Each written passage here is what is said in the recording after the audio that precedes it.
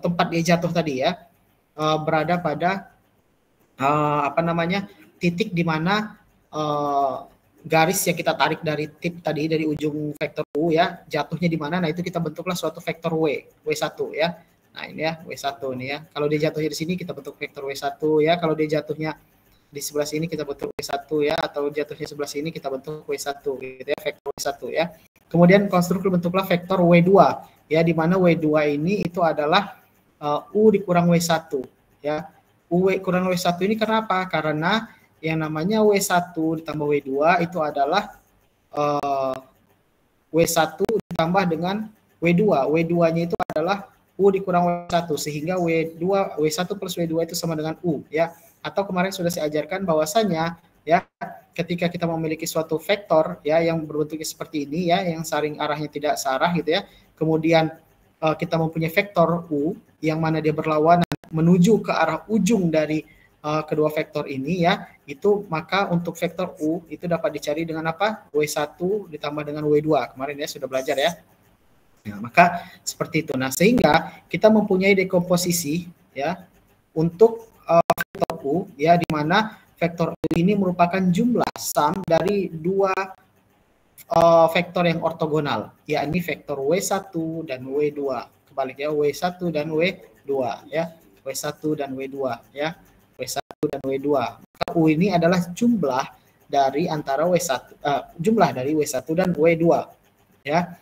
Nah, kemudian yang pertama ya, W1 tadi ya. Yang pertama, suku pertama W1 tadi ya, itu merupakan multiple skalar ya, atau skalar multiple dari A. Ya, kalau kita lihat W1 ini ya, itu kan dia skalar multiple. Contohnya yang ini, W1 terhadap A, berarti ini kan W1 ini kan sama dengan setengah dari vektor A.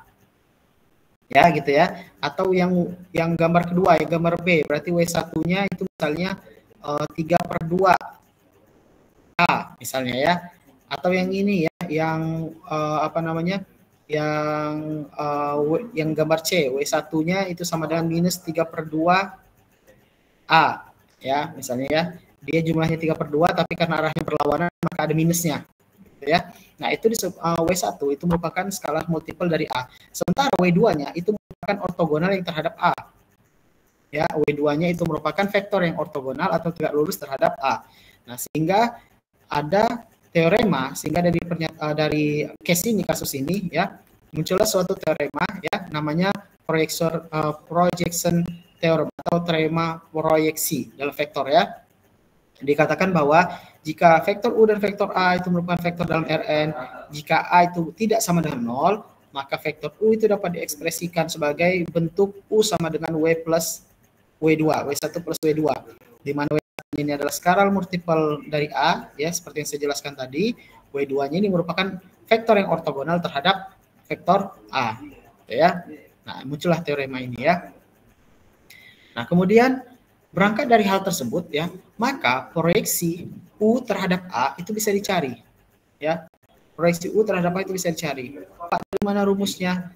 Nanti kalau saya jelaskan pusing kalian ya. Kalau saya tunjukkan gambar-gambar proyeksi ya, untuk mendapatkan rumus ini nanti kalian pusing ya. Jadi kalian ingat-ingat saja rumusnya ya. Jadi kalian ingat-ingat saja rumusnya ya. Jadi yang namanya proyeksi U terhadap vektor A itu dapat dicari dengan U dot A dibagi dengan norm A kuadrat dikali dengan vektor A. Ya, ini merupakan untuk mencari komponen vektor dari U sepanjang A, atau kita nyebutnya tadi apa? W1-nya. Ya, ini untuk mencari W1-nya. Nah, ya, sementara kita bisa mencari W2-nya juga, ya. W2-nya cara mencarinya seperti apa? W2-nya adalah dengan cara U-nya dikurangi dengan proyeksinya. Jadi U dikurangi dengan proyeksi U terhadap A-nya. Ya, maka didapatlah rumus sebagai berikut. Nah, ini merupakan komponen vektor yang U dia ortogonal terhadap A, atau kita sebut dengan W2. Tadi ya, berdasarkan gambar tadi ya. Berdasarkan gambar tadi disebut dengan W2. Nah, jadi seperti itu ya rumusnya. Pak, kapan kita menggunakan yang ini, kapan kita menggunakan ini? Tergantung dari pertanyaan. Ya, contoh. Nah, ini contoh yang dia memakai kosin ya.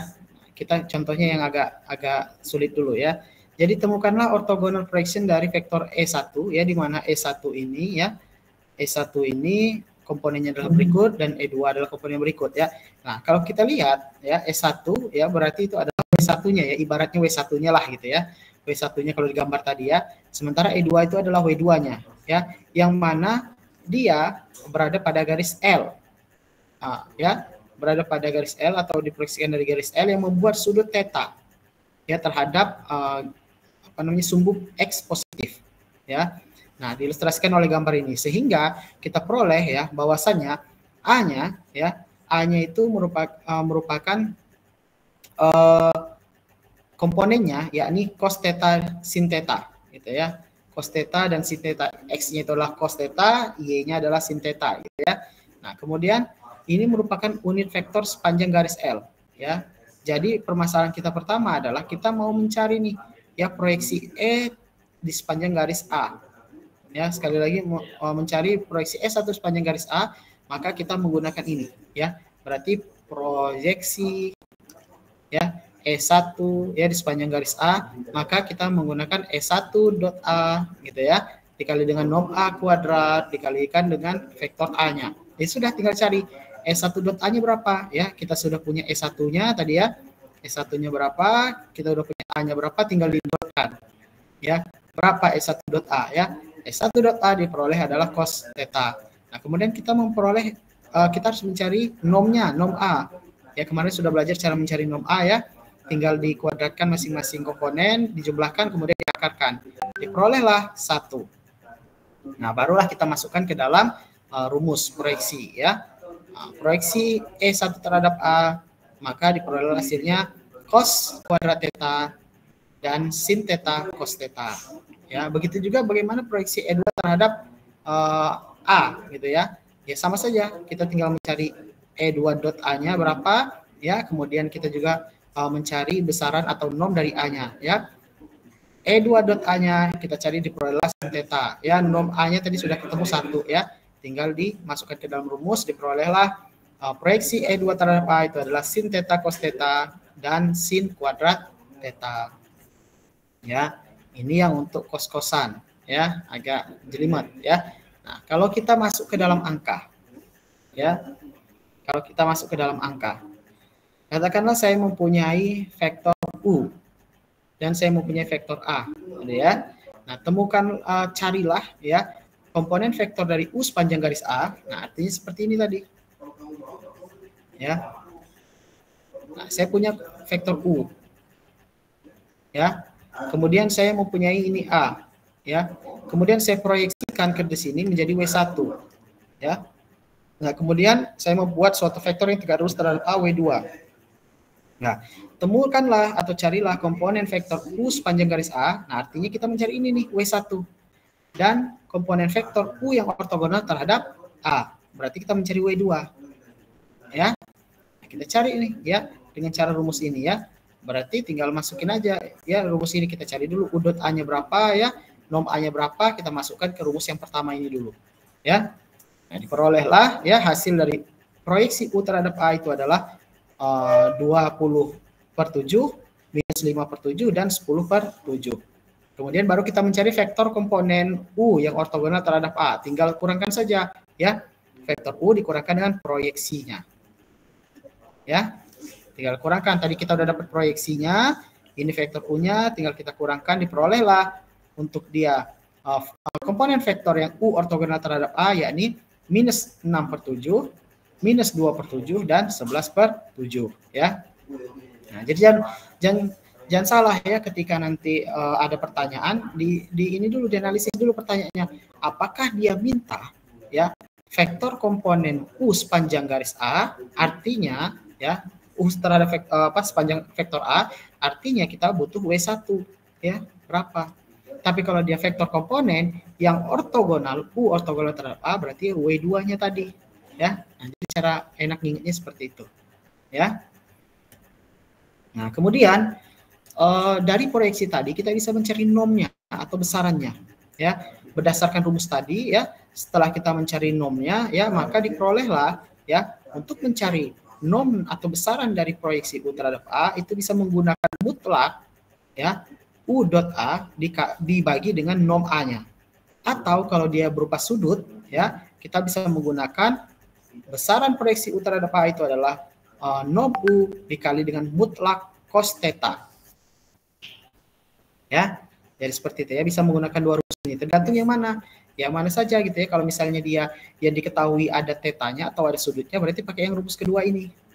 Tapi kalau dia tidak diketahui tetanya atau cos tetanya, maka gunakan rumus yang di atas ini, gitu ya. Misalnya contohnya ini tadi nih, ya contohnya yang ini. Kita tidak tahu nih, ya berapa sih dari soal ini cos tetanya berapa gitu ya, atau tetanya berapa, cuman diketahui U-nya, komponennya ya, dan komponen dari A. Ya sudah, berarti kita pakai rumus yang ini untuk mencari normnya atau besarannya, ya. Seperti itu. Kemudian dalam ortogonalitas ya, tadi dikatakan bahwasanya ortogonalitas itu adalah yang tegak lurus ya, yang tegak lurus terhadap suatu vektor yang sering tegak lurus. Artinya kalau ada yang tegak lurus seperti ini, ketika dia membentuk suatu segitiga, maka yang terjadi adalah segitiga siku-siku. Ya, dalam segitiga siku-siku itu berlaku yang namanya Pitagoras, rumus Pitagoras ya. Kalau kalian kalau kalian ingat ya, ini misalnya A, B, C. Maka untuk mencari A kuadrat itu sama dengan B kuadrat plus C kuadrat. Ya, gini kan rumus Pitagoras kan? Nah, sehingga untuk mencari A itu sama dengan akar dari B kuadrat ditambah dengan C kuadrat. Nah, rumus Pitagoras ini itu bisa juga berlaku dalam ortogonalitas pada vektor. Ya, disebut dengan teorema Pitagoras pada vektor. Ya, karena apa tadi berangkat dari ortogonalitas ya. Ortogonalitas. Kalau tidak ada ortogonalitas ya tidak ada Pitagoras ya. Tapi karena tadi ada ortogonalitas maka bisa berlaku juga teorema Pitagoras ini dalam vektor ya. Nah, bagaimana caranya? Dalam teorema Pitagoras di Rn atau dua vektor dalam sebuah ruang gitu ya, space ya, dalam vektor, katakanlah kita mempunyai U dan V yang merupakan vektor yang saling ortogonal. Artinya U dan V ini saling tegak lurus seperti ini ya.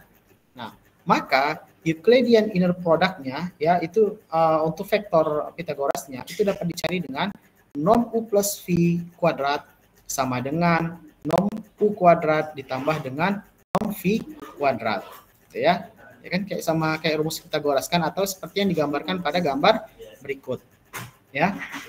Contoh, saya mempunyai vektor U, saya mempunyai vektor V, masing-masing komponennya diketahui. Berapakah ya misalnya ya norm U plus V? Ya, misalnya berapakah norm U plus V-nya? Maka kita bisa menggunakan rumus Pitagoras gitu ya. Nah, kemudian pembuktian ya dari rumus vektor U dan V ini. Vektor U dan V ini saling tegak lurus atau saling saling ortogonal gitu ya. Ortogonal. Kita mau membuktikan emang benar norm U plus V kuadrat itu sama dengan norm V kuadrat ditambah dengan norm U kuadrat. Nah, pembuktiannya seperti ini ya. Kita cari ya norm U first V kuadratnya berapa, kemudian kita cari juga norm U kuadrat plus norm V kuadratnya berapa. Ternyata sama-sama 36 ya. Maka terbukti teorema ini bahwasanya untuk mencari norm U plus V kuadrat itu bisa dicari dengan norm U kuadrat ditambah norm V kuadrat. Itu ya. Jadi seperti itu. Oke, selanjutnya. Dalam ortogonalitas itu juga ada permasalahan yang terkait dengan distance ya atau jarak ya. Distance atau jarak. Kita sudah belajar bagaimana cara mencari jarak ya dari suatu titik ke titik lain ya. Distance ya. Sebelumnya kita sudah belajar ya ketika kita awal-awal belajar vektor. Nah, namun bagaimana jika kita mau mencari suatu jarak suatu titik menuju ke garis? Ya, contohnya seperti ini. Saya punya garis, saya punya titik. Berapa distance-nya? Jaraknya. Atau bagaimana cara mencari ya jarak antara kedua bidang? Ya. Nah, ini saya punya bidang yang ke-1, punya bidang yang kedua. Berapa sih jarak dari kedua kedua bidang ini? Nah, itulah yang bisa dicari atau yang tercantum dalam teorema ini, gitu ya. Caranya seperti apa? Ada dua, berarti kan kalau kita mau mencari jarak atau distance antara suatu titik menuju ke suatu garis ya yang berupa dia persamaan linier ya, maka caranya adalah D sama dengan mutlak dari AX0 plus BY0 plus C dibagi dengan akar dari A kuadrat plus B kuadrat. Ya, kalau misalnya jarak dari titik ya ke suatu bidang ya, ke suatu bidang seperti ini persamaannya, maka D sama dengan X0 plus B Y0 plus C0 Z0 plus D, ya, dimutlakkan dibagi dengan akar dari A kuadrat plus B kuadrat C kuadrat. Ya, contoh, saya mempunyai suatu titik, ya, dalam Rn gitulah, ya, dalam R3 ini, ya, kalau ini R3, ya. Kemudian saya mempunyai suatu bidang dengan persamaan sebagai berikut. Berapa sih jaraknya? Ya, berapa sih jaraknya? Nah, kalau dari sini kan kita bisa tahu, ya, berarti X0-nya itu sama dengan 1, ya, Y0-nya itu sama dengan minus 4, Z0-nya itu sama dengan minus 3. Ya, sementara untuk A-nya, ya, itu sama dengan 2, ya, B-nya itu sama dengan minus 3, C-nya sama dengan 6, ya, dan D-nya sama dengan 1. Ya, kok 1, Pak, gitu? Ya, karena kan persamaannya kan kita mintanya kan adalah AX plus BY plus CZ plus D sama dengan 0. Nah, kalau persamaan ini kita bentuk ke dalam bentuk seperti itu, maka satunya ini kita geser, ya, kita geser ruasnya, pindah ruas, ya, menjadi 2X min 3Y plus 6Z plus 1 sama dengan 0. Ya, makanya D-nya adalah 0. Udah dapat nih, ya sudah, tinggal masukin rumus yang mana? Yang kedua, karena ini adalah jarak antara titik ke suatu bidang, ya. Oke, nah, sudah, tinggal masukin aja ke rumus yang kedua, ya. Setelah masukin rumus yang kedua, diperolehlah distance atau jarak antara titik ke bidang tersebut itu adalah 3/7. Oke, ya. Nah, kemudian bagaimana cara menemukan jarak antara suatu bidang dengan bidang lainnya? Nah, ini yang saya bilang tadi, ya. Jadi titik ke garis, titik ke bidang, kita juga bisa mencari jarak atau distance dari suatu bidang ke bidang yang lainnya, ya. Nah, kalau menggunakan cara ini, kalau pertanyaannya adalah seperti ini, maka kita akan menggunakan dengan cara sedikit berasumsi, ya, sedikit berasumsi. Bagaimana asumsinya, Pak? Nanti ada nilai Y dan Z yang kita nolkan, ya. Jadi gini, jadi kalau kita lihat, ya, plane ini atau bidang ini itu dia paralel, ya.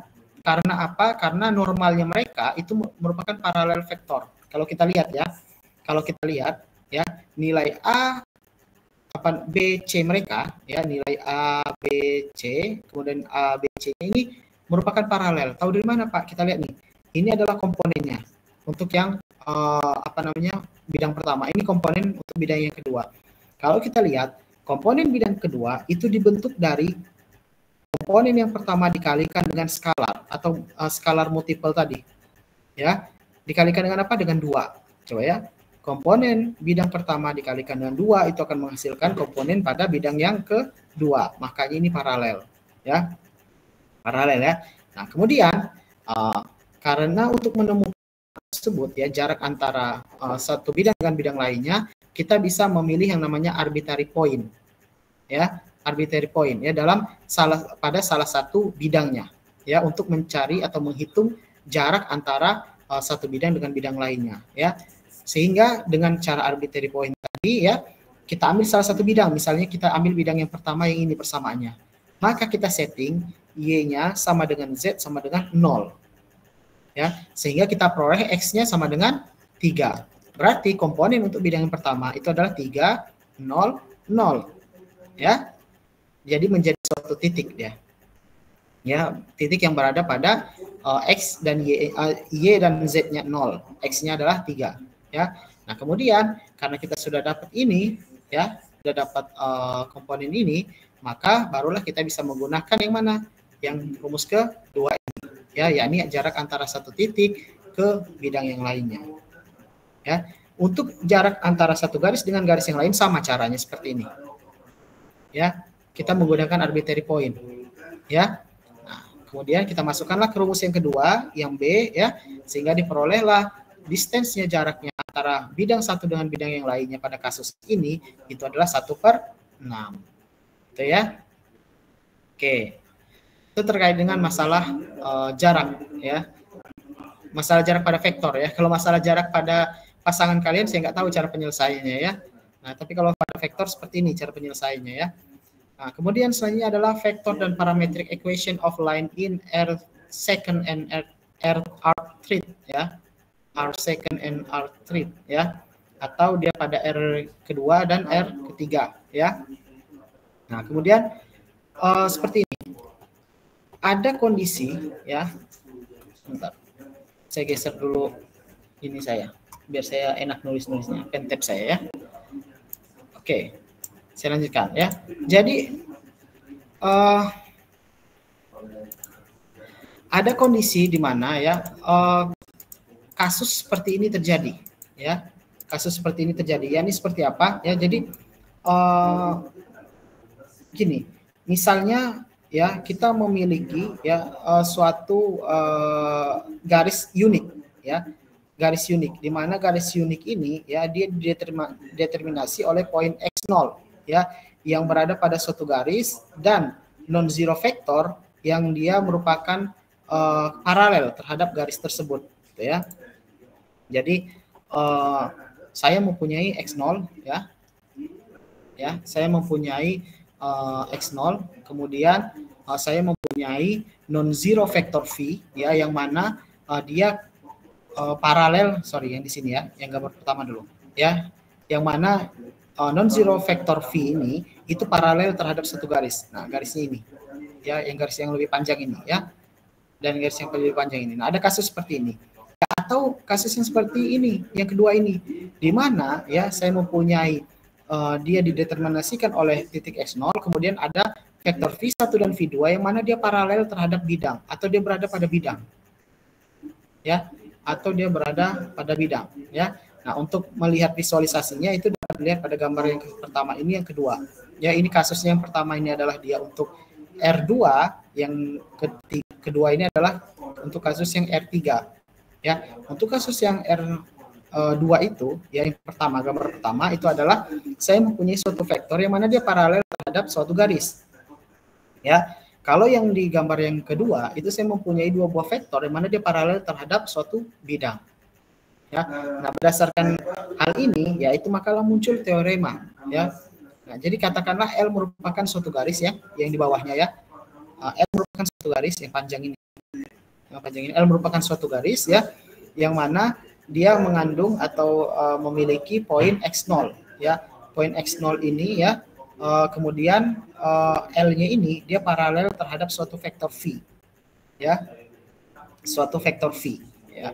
Maka ya dari hal ini atau dari visualisasi ini ya, kita bisa mencari nih nilai dari x-nya berapa ya. Ini misalnya x0 ya, kemudian ini x ya, kemudian kita sudah punya suatu vektor v yang dia paralel ya. Vektor v ini merupakan beberapa kalinya ya, atau perkalian multiple skalarnya ya dari vektor yang dibentuk oleh x0 dan x ya. Maka kita bisa mencari nih ya, nilai x0-nya berapa ya, nilai x-nya berapa. Pak berangkat dari mana gini? Gimana menjelaskannya ya? Kemarin kan telah saya jelaskan suatu vektor yang dibentuk oleh dua titik ya, itu dapat dicari dengan apa? Dengan cara komponen pada terminal poinnya dikurangi dengan komponen pada inisial poinnya. Benar ya? Nah, misalnya katakanlah vektor ini ya yang dibentuk oleh x0 dan x ini merupakan vektor z misalnya. Maka vektor z ini kan dia komponennya itu dapat dicari dengan x dikurang x0. Ya. Kemudian ada suatu vektor yang di bawahnya ya, yang dia memiliki arah yang sama ya, yang mana dia paralel dengan vektor tersebut, yakni vektor v. Nah, vektor v ini ya itu kan merupakan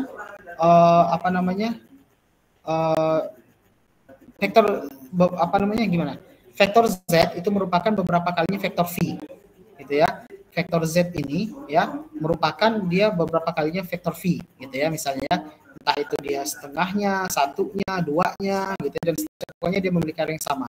Sehingga berangkat dari ini ya, perkalian multiple skalar dari v atau tv itu sama dengan x dikurang x0 ya. Berarti kita bisa memperoleh x-nya berarti sama dengan x0 ditambah dengan tv gitu ya.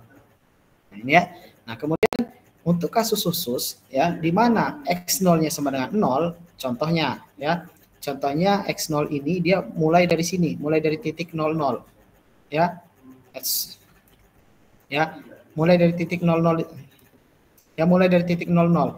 Maka untuk kasus tersebut ya dapat dicari bahwasanya x sama dengan t dikali dengan t sama dengan v x sama dengan tv ya. X sama dengan TV. Kenapa? Karena ini kasusnya X 0-nya sama dengan 0 gitu ya. Nah, jadi seperti itu ya. Nah, berangkat dari hal ini ya, begitupun untuk bidang ya. Ini tadi kan untuk garis ya.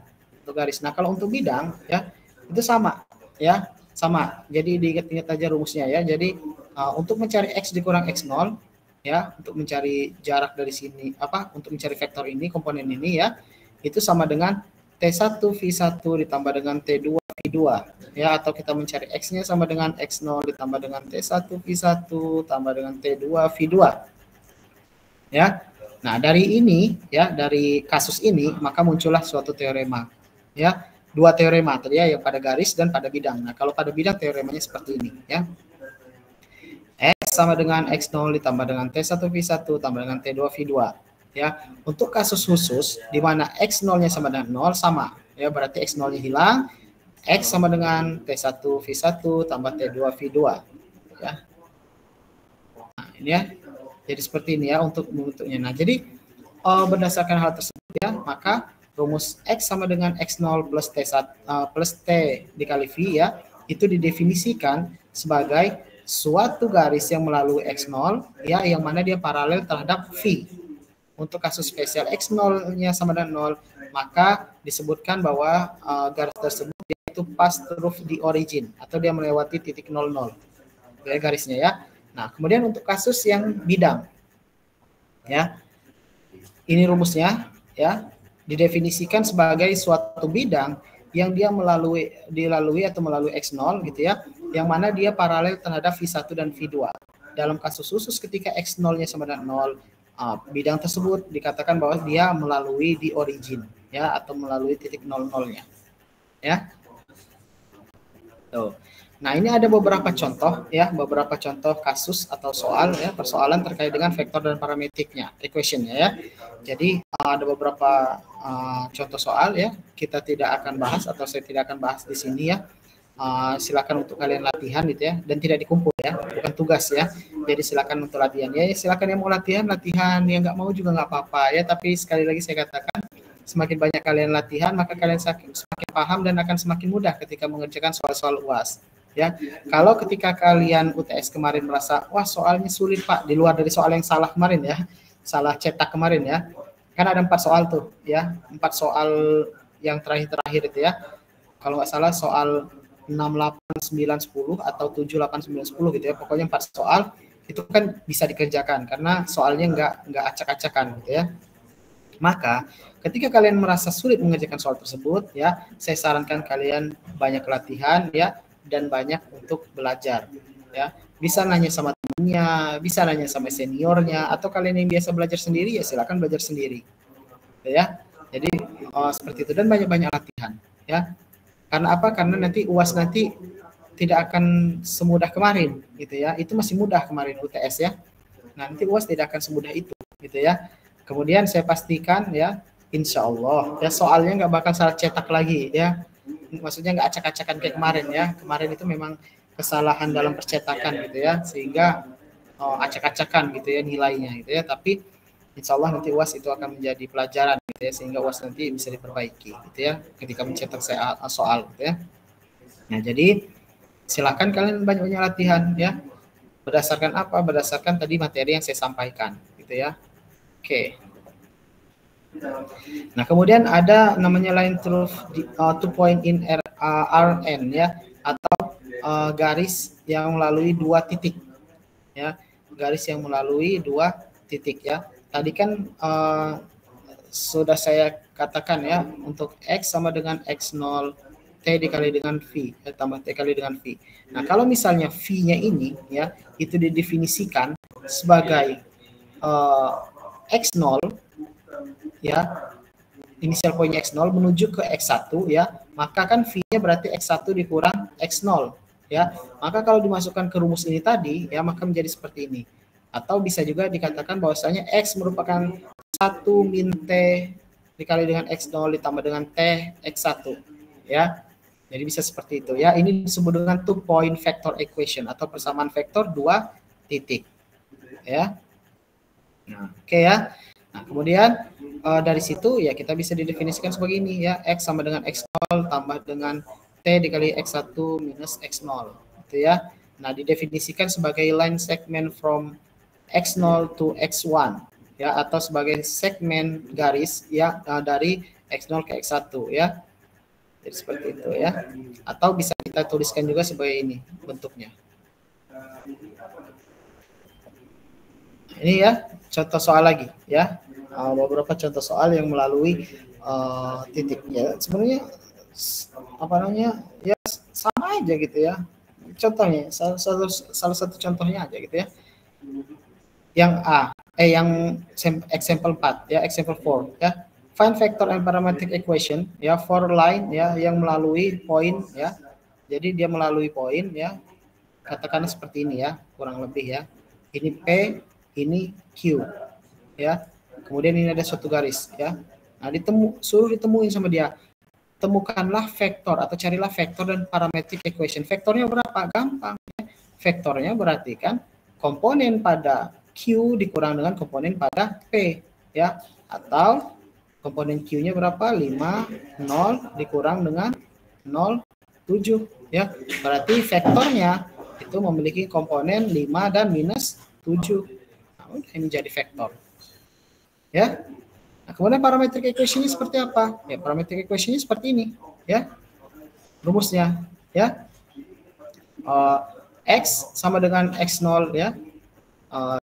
X1 sama dengan X2 parametrik. Nah, bisa menggunakan ini juga, tergantung yang mana, tergantung dia apa namanya?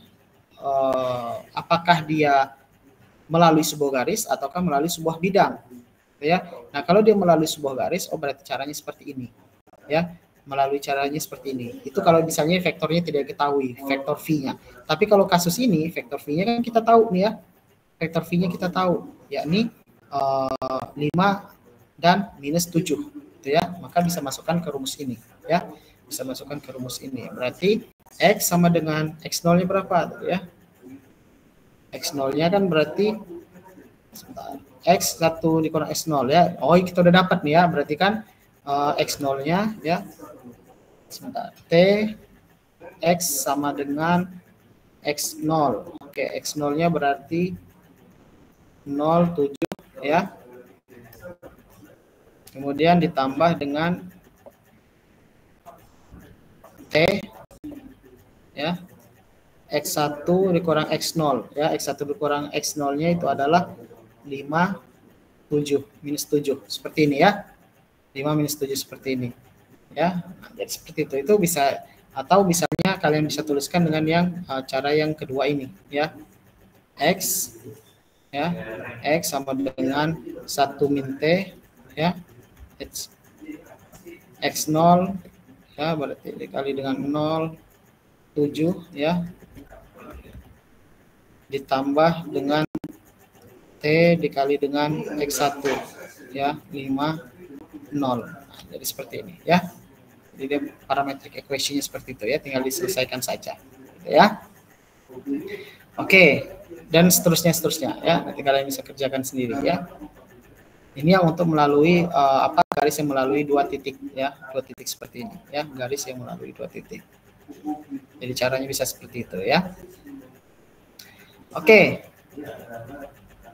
Untuk soal nomor 5 ya bisa kalian kerjakan sendiri ya. Pokoknya berdasarkan materi yang saya sampaikan ini. Selanjutnya cross product dari vektor. Nah, ya. Jadi saya pernah kalau nggak salah ya, suatu hari saya nyampein bahwasanya vektor itu antara dot dan cross itu beda. U dot V dengan U cross V itu beda. Berbeda dengan kalau hukum asosiatif pada perkalian biasa. 2.3 2 dikali 3, ini kan pengertian sama ya. 2.3 6 ya, 2 dikali 3 6 ya. Tapi kalau dalam vektor dot dan cross itu beda. Ya, makanya kita tidak menyebutkannya kali. Kalau kali itu nyebutnya UV kayak gini, U dikali V gitu ya. Tapi kalau U dot V, U cross V, kita tidak menyebutnya kali, tapi U dot dan dot product dan cross product gitu ya. Jadi seperti itu. Nah, didefinisikan bahwa jika kita mempunyai suatu vektor U dan vektor V ya dalam tree space atau R3 ya, maka cross product dari U cross V itu adalah U2 kali V3 dikurang dengan U3 kali V2, dan seterusnya. Kalian bisa ngapalin ini. Kalau kalian bisa ngapalin, silakan dihafalin rumusnya. Tapi kalau nggak bisa, ada cara pengertiannya. Jadi sebenarnya, ya, komponen-komponen ini itu merupakan suatu determinan dari komponen dari matriks tersebut. Dari vektor tersebut yang komponennya diubah dalam bentuk matriks. Ya, jadi saya punya vektor U dan vektor V. Ya, saya ubah dalam bentuk matriks nih seperti ini. U1, U2, U3. Ya, V1, V2, V3. Ya. Nah, kita lihat nih ya. Untuk yang pertama itu caranya adalah saya hapus dulu ya, biar enak ngelihatnya. Ya. Untuk cara yang pertama itu adalah kita lihat kita mau mencari komponen yang berapa. Oh, komponen yang pertama. Kalau kita mau mencari komponen yang pertama, maka kita hilangkan dulu kolom yang pertama ini. Maka akan membentuk suatu matriks yakni U2, U3, V2, V3. Ya. Kemudian kita cari determinannya. Cara mencarinya seperti apa? AD min BC. Ya. AD min BC. Ya, determinannya. Ya. Maka AD min BC berarti U2 kali V3 dikurang dengan U3 kali V2. Ya, ini untuk komponen yang pertama. Ya, untuk komponen yang kedua sama saja. Ya, tinggal kita hilangkan kolom yang keduanya. Ya, hilangkan kolom keduanya berarti menjadi U1, U3, V1, V3. Cuma di sini ada perbedaannya. Ya, kita lihat di sini bentuknya adalah U3 V1 ya. Di sini U3 V1 minus U1 V3 ya. Kalau kita lihat determinannya ini ya itu adalah U1 V3 dikurang dengan U3 V1 kan, kebalikannya kan. Berarti caranya kita harus mengalihkan ya determinan ini dengan minus sehingga bentuknya sama seperti ini.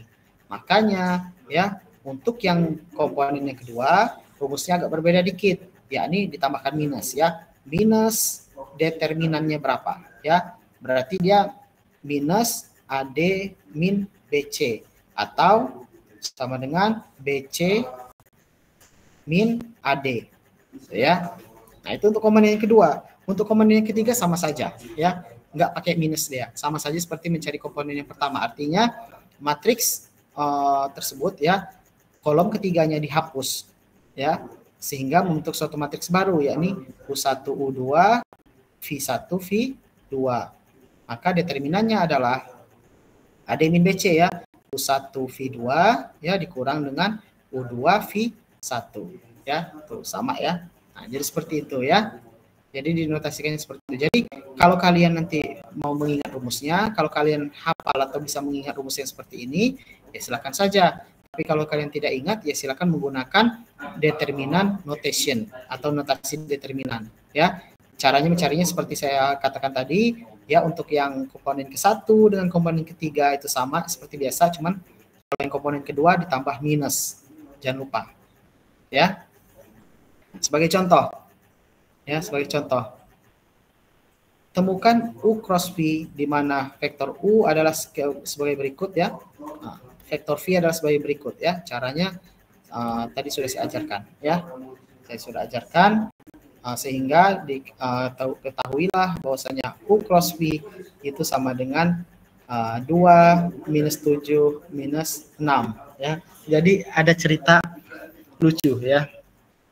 Jadi kan selama ini saya itu kalau ketika ketika melakukan uji kompre ya, uji komprehensif, saya selalu ngasih pilihan ya ke anak-anak ya, mau hitung-hitungan atau mau teori. Saya bilang kalau misalnya mereka mau teori maka saya masukkan ujian komprenya lingkungan tambang, tapi kalau mereka mau hitung-hitungan saya masukkan komprenya aljabar linier ya. Mereka kebanyakan memilih hitung-hitungan ya.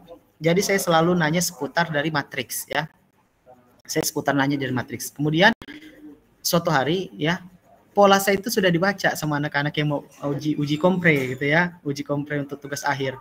Polanya sudah baca. Oh yaudah, dan untuk Pak Rio mintanya yang hitung-hitungan aja, terus apa namanya belajarnya yang matriks aja gitu kan. Jadi udah kebaca itu kan. Nah, akhirnya bisa kan lancar dia kan. Teman-temannya sebelumnya suruh nyusun matriks saja kadang susah gitu ya, suruh apa namanya mengalihkan matriks saja bingung gitu ya. Nah, tapi dia lancar. Oke lah, selesai. Untuk pertemuan berikutnya, untuk kompre berikutnya, mahasiswa berikutnya, saya tanya ya, mau teori apa mau hitung-hitungan ya. Dia bilang dengan mantapnya, saya coba hitung-hitungan Pak. Wah, dalam hati saya, wah sudah prepare ini ya. Pasti prepare matriks. Oke, saya bilang. Kalau gitu saya Ale ya, siapa katanya. Tulis di papan tulis ya. Saya mempunyai suatu vektor, langsung dia bilang, waduh. Waduh kata dia kan. Langsung dia refleks bilang, waduh, kenapa? Saya bilang, enggak apa-apa Pak katanya. Saya mempunyai suatu vektor ya dengan komponennya 2, 3, 4. Enggak nulis nih dia. Diem aja dia. Kenapa saya bilang? Pura-pura mikir, diem. Lupa kata saya. Iya Pak, lupa. Coba tulis dulu komponennya. Diem aja kan. Masa nulis komponennya aja nggak bisa, saya bilang kan. Nulis komponennya aja nggak bisa. Nggak bisa Pak, nggak belajar katanya. Terus apa yang kamu pelajari? Matriks Pak katanya. Sudah saya duga kan. Akhirnya polanya saya ubah ya. Polanya saya ubah, saya ngambil vektor ya. Saya ngambil vektor. Akhirnya dia langsung refleks bilang, waduh katanya kan. Karena mungkin dia nggak belajar vektor ya. Yang dipelajarin cuma matriks gitu ya. Nah, jadi kalian nanti ketika kompre itu sebenarnya semua dipelajari ya. Ya, jadi ketika kompre itu sebenarnya dosen itu lebih menanyakan tentang mata kuliah, ya, bukan lagi konten dari ini kalian, bukan lagi konten dari tugas akhir kalian ya, lebih ke mata kuliah. Misalnya saya mengajar lingkungan tambang, ngajar ALE, ngajar TTL ya, ngajar ANDAT gitu ya, saya nanyain seputar itu, ya, nanyain seputar itu. Nah, walaupun dosen-dosen yang lain ngajar apa gitu nanyain seputar itu, biasanya seperti itu ya. Atau misalnya ada juga yang bertanya semua mata kuliah bisa juga gitu ya. Jadi tergantung dosennya mau yang mana gitu ya. Kalau saya biasanya tergantung sesuai dengan mata kuliah yang saya ajarkan gitu ya. Saya suruh milih ya. Mahasiswanya mau milih apa nih ya? Mau milih teori apa mau milih hitung-hitungan gitu ya. Nah, jadi seperti itu ya. Jadi apa yang dapat kita ambil dari sini? Jadi yang dapat kita ambil dari sini adalah ketika kalian sudah mempelajari sesuatu itu jangan mudah dilupakan gitu ya. Mata kuliah ini bukan mantan, ya. Jadi mata kuliah ini nggak harus dilupakan begitu saja gitu ya, diingat-ingat gitu ya. Pak, tapi kan nanti misalnya contohnya, saya belajar lingkungan tambang gitu ya.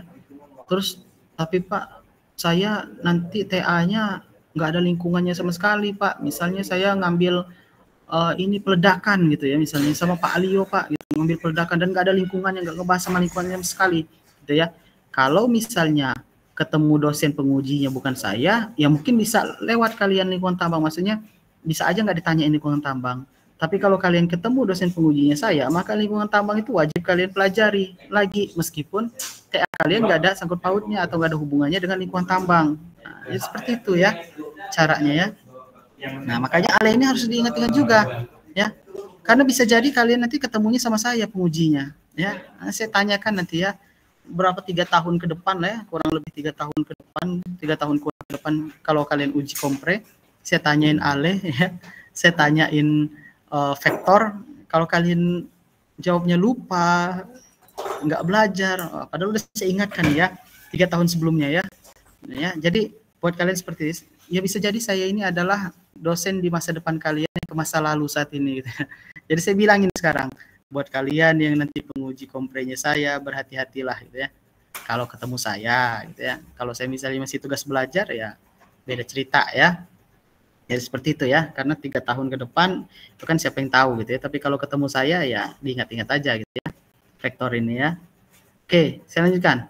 Baik, dari vektor tadi ya, dari dengan cost product tadi, kita memperoleh beberapa teorema. Ini langsung saya rangkum aja. Ya nggak saya jelaskan dari mananya, tapi langsung saya teoremanya ya, terkait dengan cross dan product pada vektor ya. Bisa kalian baca sendiri ya. Nah, kemudian ya, determinan form of cross product. Jadi bentuk determinan dari cross product ya, tadi kita ketahui ya bahwasanya untuk mencari cross product ya, untuk komponen yang pertama seperti ini, komponen yang kedua sama ya, determinannya ditambah dengan minus, komponen yang ketiga sama ya. Kemudian dalam bentuk determinannya ya, kalau misalnya determinan form ya, itu ditambah IJK-nya ya, di atasnya IJK. Jadi Saya mempunyai vektor U dan vektor V, masing-masing komponennya adalah V1, U1, U2, U3, V1, V2, V3 ya. Maka ketika saya mencari cross produknya ya, itu saya bentuk seperti ini ya, yakni IJK, kemudian komponen U-nya berapa, komponen V-nya berapa. Nah, cara mencarinya sama seperti tadi ya. Untuk komponen yang pertama ya, saya mencarinya determinannya ini. Kemudian saya tambahkan I ya. Kemudian minus komponen yang kedua sama aja cara mencarinya. Tambahkan dengan J. Komponen ketiga caranya mencarinya sama saja, tambahkan dengan K. Ya, contoh, saya mempunyai vektor U dan vektor V dengan masing-masing komponen sebagai berikut. Carilah U cross V-nya berapa. Ya, maka saya susun dulu ya dalam suatu matriks ya, yakni I, J, K, komponen ke U, komponen V-nya berapa ya. Nah, udah tinggal cari ya. Ketika saya mencari komponen yang pertama, berarti kolom yang pertama saya hilangkan ya. Saya mencari determinannya. AD min BC, 2 dikali 1, 2, dikurang dengan 0 kali 2, 0 ya, maka 2. Berarti di sini 2I. Minus atau dikurang ya. Saya mencari komponen yang keduanya, berarti ini yang saya hapus ya. Berarti AD min BC, 1 kali 1, 1, dikurang dengan minus 2 kali minus 3, minus 6 ya. Maka ini 7 ya. Maka di sini 7J ya. Kemudian selanjutnya yang komponen yang ketiga ya. Cara mencarinya sama ya, saya hilangkan yang ini ketiga ya. 1 kali 0, 0 dikurang dengan 3 kali 2, 6, berarti minus 6 ya, maka di sini minus K. Seperti itu ya. Itu terkait dengan determinan form atau bentuk determinan ya. Tapi kalau untuk cross product biasa cara mencarinya tadi seperti ini ya. Kalau dia determinan form berarti dia ada tambahan IJK-nya ya. Kemudian geometric interpretation of cross product atau interpretasi geometrik dari cross product ya, atau produk cross gitu ya. Jadi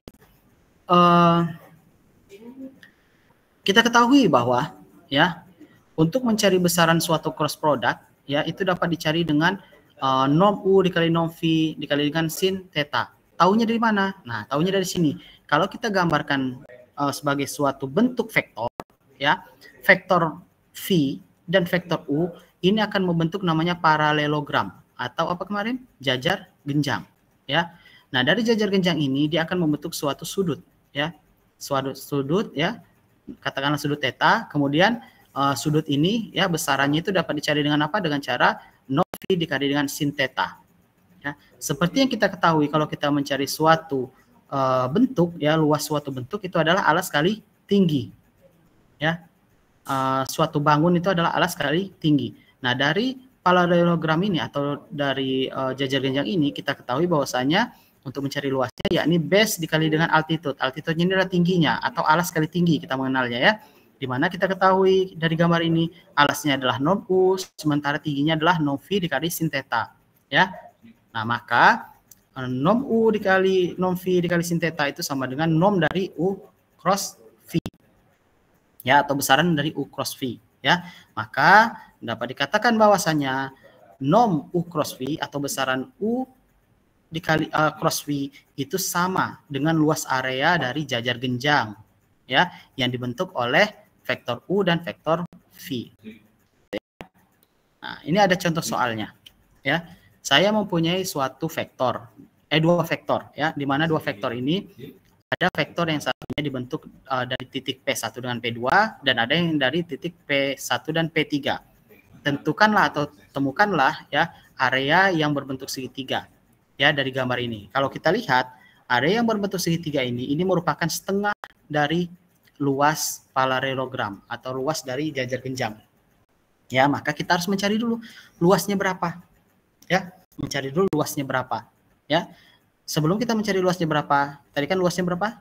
Luasnya adalah norm U dikali dengan norm V dikali dengan cos. Ya, kalau kita lihat tadi ya rumus mana tadi? Nah, ya kalau kita lihat norm U dikali dengan norm V dikali dengan sin ya, sin theta ya, atau sama dengan besaran dari U cross V. Ya. Nah, karena di sini kita lihat, di sini tidak diketahui sama sekali cos tetanya atau tidak diketahui sama sekali tetanya, sudutnya. Maka berarti kita menggunakan rumus yang pertama, yakni besaran dari U cross V atau norm U cross V. Ya, kita cari dulu ya vektor U-nya komponennya berapa, vektor V-nya komponennya berapa. Caranya seperti apa? Ya kita ibaratkan, ini ibaratkan vektor U. Vektor U kan berarti dibentuk dari titik P1 dengan P3 misalnya ya. Maka komponennya adalah X3 dikurang dengan X1 ya, Y3 dikurang dengan Y1, Z3 dikurang dengan Z1 ya. Ini ini gak usah saya jelaskan lagi ya. Caranya seperti itu ya, sehingga nanti diperolehlah vektor U ya. Kemudian sama vektor V-nya ini itu sama juga dibentuk oleh P1 dengan P2 ya. Nah, setelah kita dapat vektornya ya, barulah kita cari cross-nya ya. Cari cross-nya berapa? Oh, ternyata cross-nya adalah sebagai berikut. Ya. Nah, setelah kita dapat cross-nya ya, barulah kita mencari luasnya. Tadi dikatakan bahwasanya luasnya itu sama dengan norm U cross V ya, karena luas segitiga ini merupakan setengah dari luas paralelogram atau luas dari jajar genjang, maka setengah dari A ya, setengah dari A ya, crossnya berapa tuh? 15 ya. Oh, nomnya dicari dulu ya, ternyata diperoleh 15, berarti setengah dari 15 ya, berarti 15/2, maka luas dari segitiga ini ya itu adalah 15/2 ya. Kayak mana Pak kalau nggak mau mencari luas segitiganya, misalnya mau mencari luas seluruh jajar genjang ini, ya udah nggak usah dikalikan dengan setengah ya, berarti A-nya sama dengan norm U cross V, di mana norm U cross V itu sama dengan 15, maka A-nya atau luasnya sama dengan 15. Luas dari area jajar genjang ini yang dibentuk oleh vektor yang terdiri dari P1, P2, P3 ini itu adalah 15 ya. Oke, Selanjutnya ini terkait dengan dot dan cross product ya. Jadi katakanlah jika saya mempunyai vektor U, vektor V dan vektor W dalam tree space atau R3 ya, maka saya bisa menemukan rumus ini, yakni U dot V cross W-nya ya. Nah, U dot hasil V cross W ini itu disebut dengan scalar triple product ya. Scalar triple product ya. Cara mencarinya seperti apa? Ya, cara mencarinya adalah U dot V cross W ini itu dapat dicari dengan seperti ini. Jadi saya membentuk suatu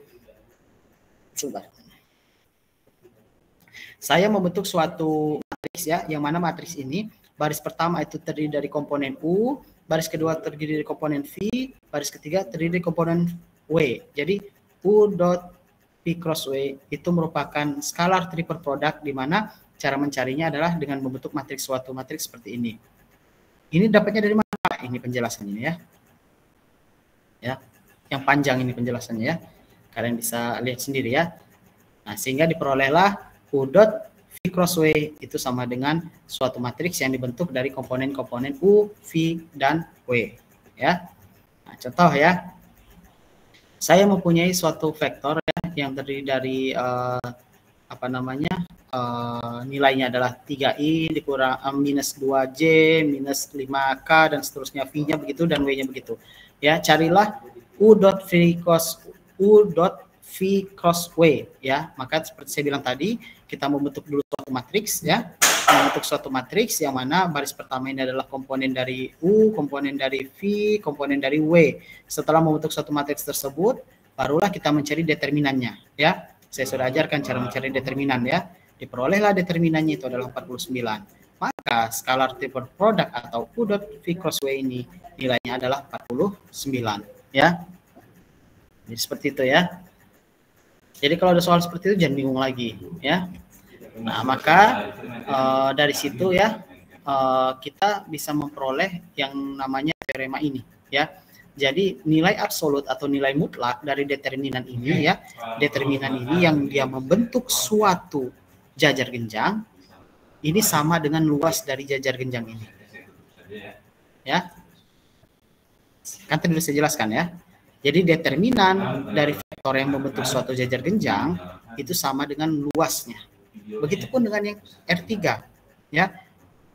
Mutlak dari determinan ini, determinan suatu vektor ya, 3 vektor yang membentuk suatu paralelogram ya, yang dia berbentuk dalam bentuk kubus bukan gitu ya, karena dia jajar genjang tapi yang beruang, yang memiliki volume gitu ya. maka itu volumenya itu bisa dicari dengan apa? Dengan cara mencari determinannya. Ya, dengan cara mencari determinannya. Oke ya. Apa ya? Apa dibilangnya nih? Dibilang kubus bukan? Kalau kubus itu kan dibentuk dari persegi ya. Dibentuk dari persegi yang memiliki sisi-sisi yang sama gitu ya. Nah, tapi kalau jajar genjang ini dibentuk suatu ruang seperti ini yang memiliki volume gitu ya. Disebutnya apa? Ada yang tahu? Nggak ada. Ya udah kalau nggak ada ya. Nah, cari ya, apa nyebutnya apa gitu ya, nyebutnya apa gini ya.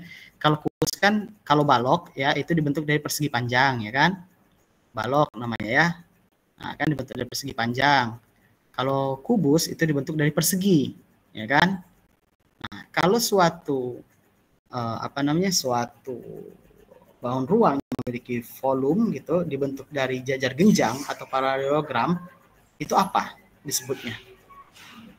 Ya, apa? Nah, cari sendiri nanti ya. Oke. Kemudian nah, ada teorema. Jika vektor ya UV plus UVW ya, kemudian dia hasilnya 0 ya, jadi hasil multiple skalarnya U dot V cross W, ternyata dia menghasilkan 0 determinannya. Maka dapat dikatakan bahwasanya UVW itu memiliki inisial point yang sama atau titiknya sama. Jadi seperti ini. Ya, misalnya aja ini ya. Ini U, ini V, ini W, misalnya vektor W. Nah, maka kalau dia determinan dari scalar triple product itu 0, ya, atau hasil dari scalar triple product itu 0, maka dapat dipastikan bahwasanya ketika vektor ini memiliki inisial point yang sama atau pada inisial point yang sama atau inisial point-nya coincide, gitu ya. Jadi seperti itu. Ini teoremanya. Oke, sampai di sini ada yang ditanyakan? Ada Pak? Ya, silakan. Gak ada Pak, gak ada. Oh, nggak ada. Kirain saya ada Pak. Baik, kalau tidak ada, ya sudah. Kalau tidak ada ya, kalau tidak cukup sekian. Nanti ini ya, mana tadi beberapa soal tadi. Ya, nah ini ya beberapa soal ini untuk kalian latihan ya. Nah, untuk kalian latihan ya silakan dicoba-coba ya, mandiri gitu ya, belajar mandiri gitu ya, berdasarkan teorema ataupun berdasarkan teori yang sudah saya sampaikan gitu ya. Nah, kemudian kalian aplikasikan atau kalian kerjakan soal ini gitu ya, sehingga nanti kalian lebih paham ketika melaksanakan UAS gitu ya, atau mengerjakan soal di UAS gitu ya. Kalau tidak ada yang ingin disampaikan, tidak ada yang ingin ditanyakan, ya mungkin cukup sekian pertemuan kita pada pagi hari ini ya. Selamat berakhir pekan.